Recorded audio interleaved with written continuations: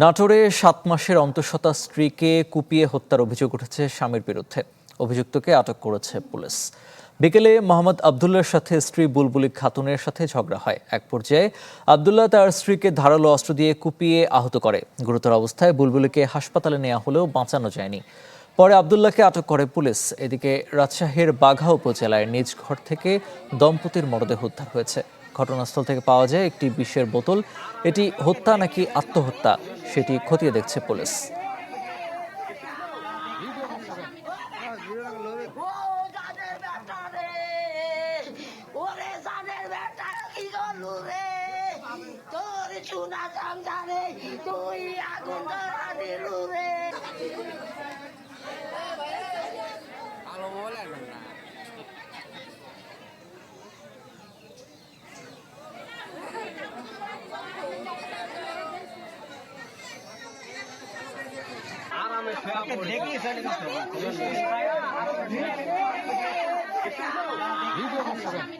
দেখি